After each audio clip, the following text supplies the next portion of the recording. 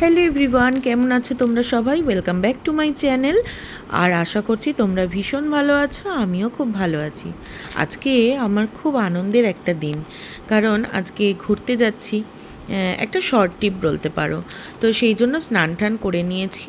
তাড়াতাড়ি বলবো না, এখন বাজতে যায় প্রায় ওই 4টে মতো। আমি খাওয়া দাওয়া করে নিয়ে তারপরে স্নান করলাম, কারণ জানি লেট হবে। তো সেই জন্য একেবারে চুলে শ্যাম্পু করলাম, তারপরে এই যে ওই জন্য সিরাম লাগাচ্ছি।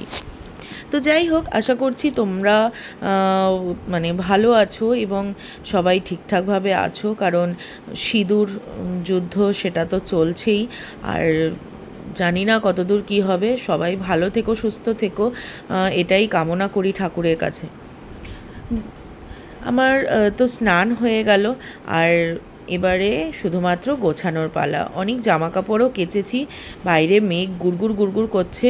তো দেখি ছাদে জামা কাপড়গুলো তো তুলে নিয়ে এসেছিলাম স্নানের আগেই, কারণ প্রচণ্ড রোদ যেহেতু, তাই তুলে নিয়ে এসে তারপরে স্নান করেছি। এখন এই মাথায় সিরাম দিয়ে চুলটা কোনো রকম একটু বেঁধে নিয়ে সিঁদুর পরে তারপরে আমি কাজ শুরু করব। আজকে সকাল থেকে না প্রচণ্ড কাজ ছিল, যেহেতু বেরোবো তাই একটু রান্নাবান্নার ব্যাপারটা বেশি ছিল। বাড়ির জন্য একটু রান্নাবান্না তো করে দিয়ে যেতেই হবে, কারণ অন্যরা যারা আছেন তারা তো খাবেন, মা বাবা। তো সেই কারণের জন্য আমাকে একটু রান্নাবান্নাটা বেশি করেই করতে হয়েছে। তো সব করতে করতে না অনেকটা দেরি হয়ে গিয়েছিল, ভীষণ, মানে অনেকটা বলতে অনেকটাই, প্রায় এখন 4:10, মানে বুঝতেই পারছো কতটা দেরি হয়েছে। আর আমি রান্না করতে বসেছিলাম ওই 10:30 নাগাদ।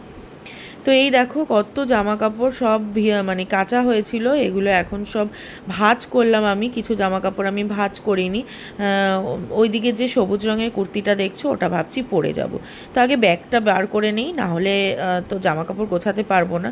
আর ব্যাগটা তো খাটে তলায় থাকে আর কি, তো বক্সের মধ্যে থেকে বার করতে হবে। তো এই যে ব্যাগটা বার করে নিচ্ছি, আর আমার যে হ্যান্ড ব্যাগটা আছে সেটাও আমি বার করে নেব। তো চলো, বার করে নেওয়া হয়ে গেল, এবার গোছানোর পালা।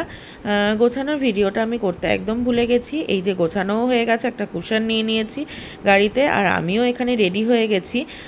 সাথে আমার কিন্তু বড় রেডি হয়ে গেছিলো। তো আমাদের দুজনকে কেমন লাগছে অবশ্যই জানিও। এখন বাজে প্রায় 12:45, আর এই দেখো আমরা গাড়িতে বসে আছি।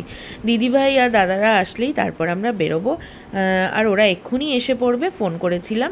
তো এই যে দেখো আমাকে কেমন লাগছে সবাই কিন্তু একটু জানিও। আমি জাস্ট একটা ক্যাজুয়াল গেঞ্জি পরেছিলাম আর একটা একদম হালকা জিন্স পরেছিলাম। তো দাদাভাইরা এসে যাওয়ার পরেই কিন্তু আমরা বেরিয়ে গেছিলাম। আর রাতের রাস্তাটা এত ভালো লাগে, রাতে যারা লং ড্রাইভ করো তারা নিশ্চয়ই বুঝতে পারবে কতটা ভালো লাগে। তো ভীষণ ভালো লাগছিলো, গোল হয়ে চাঁদটা উঠছিল, যেহেতু সামনেই পূর্ণিমা, মানে সোমবারই পূর্ণিমা, বুদ্ধ পূর্ণিমা। তো বেশ ভালো লাগছিলো দেখতে চাঁদটা। আর রাস্তায় দেখো কি সুন্দর, মানে সত্যি রাতের শহর বলে না, ভীষণ আলাদা রকম দেখতে হয়। তো রাতের শহর ভীষণই আলাদা। বলতে বলতে এখন প্রায় ভোর হয়ে গেছে, 4:47। দেখো রাত থেকে দিনও হয়ে গেছে। আমরাও কিন্তু প্রায় অর্ধেকের বেশি রাস্তা চলে এসেছি। খুব শিগগিরই কিন্তু আমরা ঢুকে যাব। আর কোথায় ঢুকবো সেটা আমি পরের ব্লগেই না হয় তোমাদেরকে বলি। আর আকাশের এই সূর্য ওঠার একটা স্মিত মুগ্ধ যে আলো, সেটা দেখতে কিন্তু সত্যিই ভীষণ ভালো লাগছিল।